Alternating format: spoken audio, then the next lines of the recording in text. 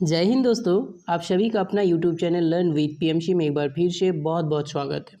आज हम बात करने वाले हैं झारखंड शिक्षक पात्रता परीक्षा 2024 के बारे में। आप लोगों को पता है पिछले 8 साल से झारखंड में शिक्षक पात्रता परीक्षा नहीं हुई है, लेकिन एक बहुत बड़ी खुशखबरी यहाँ पे निकल के आ रही है वैसे अभ्यर्थियों के लिए जो पिछले 7-8 से आपका बीएड या डीएलएड किए हुए हैं, क्योंकि जेटेट का विज्ञापन जारी हो चुकी है। इस वीडियो में आप अगर जेटेट का प्रिपरेशन करना चाहते हैं तो तमाम जानकारी देंगे कि जेटेट से रिलेटेड जितना भी आपको बेसिक जानकारी चाहिए वो सारा जानकारी हम देंगे, जैसे कि इनके लिए क्या क्या योग्यता है, आवेदन तिथि आपका क्या है, कब से कब तक आप इसके लिए अप्लाई कर सकते हैं, आवेदन शुल्क क्या रहने वाला है, क्वालिफाइंग मार्क्स। देखिए जेटेट एकमात्र ऐसा शिक्षक पात्रता परीक्षा है जिसमें सारे विषय का, जैसे मान लीजिए पेडागोजी का अलग, उसी तरह से गणित का अलग, उसी तरह से सामान्य अध्ययन का अलग, लैंग्वेज का अलग, सबका एक क्वालिफाइंग मार्क्स रहता है। उसको आप क्रॉस करिए तभी आप ओवरऑल आप पास कर पाइएगा, अदरवाइज़ आप डिसक्वालीफाई माने जाएंगे। तो सारा का क्वालिफाइंग मार्क्स के बारे में हम बताएंगे, कौन सा कोटि के लिए कितना, मतलब कि अलग अलग कैटेगरी के लिए ये मार्क्स अलग अलग रखा गया है, तो सारी डिटेल्स बात करेंगे। आपका आवेदन शुल्क क्या रहने वाला वो भी बात करेंगे, और अधिकतम आयु सीमा क्या रहने वाली है वो भी बात करेंगे। एक तरह से आप समझ सकते हैं कि जेटेट से रिलेटेड पूरा टोटल जानकारी हम इस वीडियो में आप लोग को साझा करेंगे। तो जैसे कि आप लोग यहाँ पे देख रहे हैं, ये आपका झारखंड अधिविद्य परिषद जैक की तरफ से आपका ये विज्ञापन जारी किया गया है, और इसका आप लोग यहाँ पे देख रहे हैं शिक्षक पात्रता परीक्षा 2024 के आयोजन के संबंध में विज्ञापन संख्या 30/2024। यहाँ पे सबसे पहले इसका वेबसाइट की बात करें तो आप अगर इससे रिलेटेड कोई भी ऑफिशियल जानकारी चाहते हैं तो आपको www.jac.jharkhand.gov.in में जाके आप इसके लिए आवेदन कर सकते हैं। इसका आवेदन की सबसे पहले तिथि की बात करें तो 23 जुलाई से स्टार्ट हो रही है। आज आपका 20 जुलाई हो गया, 3 दिन बाद से इसके लिए आप अप्लाई कर सकते हैं। आपका 22 अगस्त तक इसके लिए आवेदन दे सकते हैं। अब देखते हैं कि इसका योग्यता क्या रखा गया है। तो देखिए इसमें झारखंड का निवासी होना जरूरी नहीं है। आप अगर भारत के निवासी हैं तो आप इसके लिए आवेदन कर सकते हैं। आपके किसी भी प्रकार का कोई आपराधिक केस नहीं होना चाहिए, और शैक्षणिक प्रशैक्षणिक जो योग्यता है उसके लिए फिर हम आगे आप लोग को बताएंगे। इसमें 2 तरह का आपका एग्ज़ाम होने वाला है, एक 1 to 5 के लिए और एक आपका 6 to 8 के लिए, जैसा कि सीटेट में होता है आप लोग को पता है। अब इसमें देखिए ये जो जेटेट नियमावली है इसमें समय समय पर संशोधन हुआ है, उसी का यहाँ पे डिटेल्स दिया हुआ है। एक बार 2019 में, फिर 22 में, और फिर आपका 2024 में। इस संशोधन के आधार पर जो आपका नियमावली है उसको यहाँ पे लिखा गया है। अब यहाँ पे देखिए कहा गया है कि जो अधिकतम आपका मार्क्स है उसमें देखिए 5% की छूट दी जाएगी। किस में? अनुसूचित जाति जनजाति, पिछड़ा वर्ग 1, पिछड़ा अत्यंत पिछड़ा वर्ग 2 या दिव्यांग कोटि के अभ्यर्थी के लिए 5% शैक्षणिक प्रशैक्षणिक में छूट दिया जाएगा। मतलब जैसे कि आपका अगर आप इंटर के लिए इंटर प्रशिक्षित है, डीएलएड है, और आप 1 to 5 के लिए अप्लाई करना चाहते हैं तो वहाँ पे आपको इंटर में 50% मार्क्स के साथ आपके पास इंटर का डिग्री होना चाहिए। लेकिन आप अगर ये सारी कैटेगरी में आते हैं तो 5% का छूट आपको दिया जाएगा। अगर यहाँ पे कमज़ोर जनजाति, आपका जो विशेष रूप से कमज़ोर जनजाति है उसके लिए आपका यहाँ पे 7% का छूट देने का बात कहा गया है।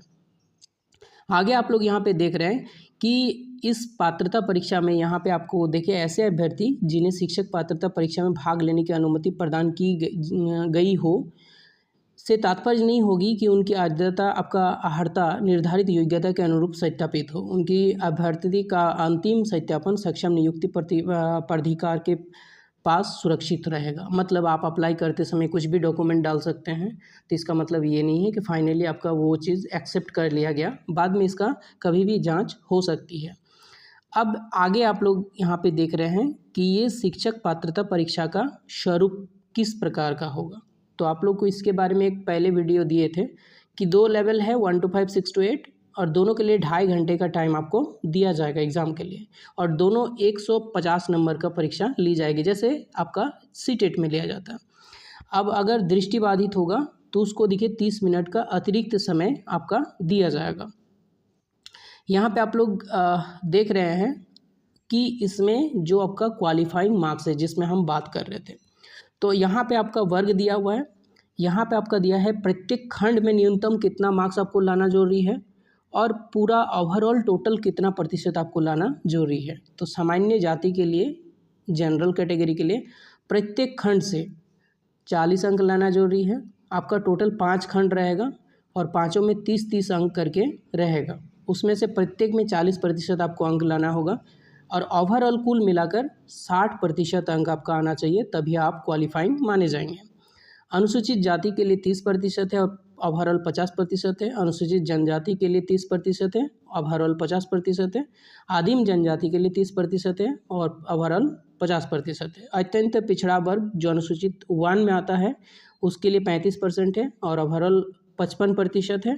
उसी तरह से OBC 2 के लिए आपका 35% 55% है।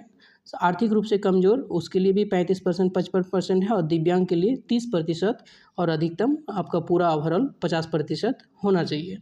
अब देखिए यहाँ पे जो परीक्षा होगी ये ऑब्जेक्टिव होगी और पूरा OMR सीट पर होगी, मतलब ऑफलाइन एग्ज़ाम लिया जाएगा।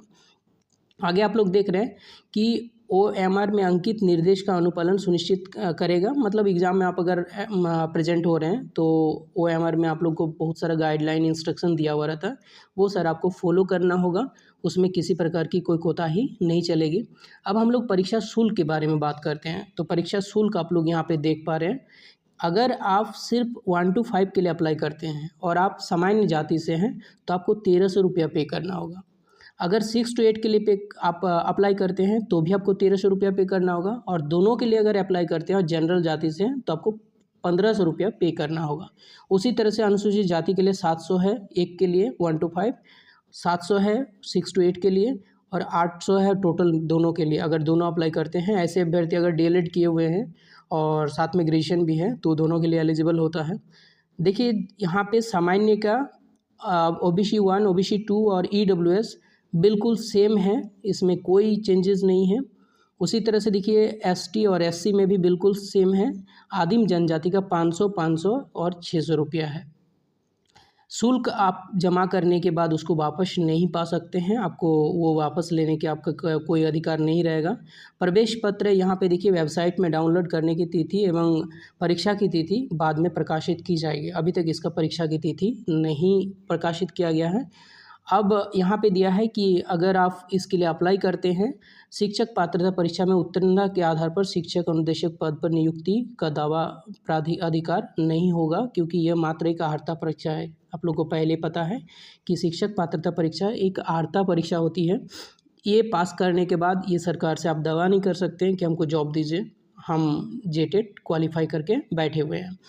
आगे आप लोग देख रहे हैं कि विज्ञापन में अगर किसी प्रकार का कोई त्रुटि हुआ है तो इसके लिए आपका ये सुरक्षित है, लेकिन ये पूरा अच्छा से इस चीज़ को नोट ये किया गया है, इस चीज़ का जानकारी दिया है। सिलेबस के बारे में हम आप लोग को पहले ही बता चुके हैं।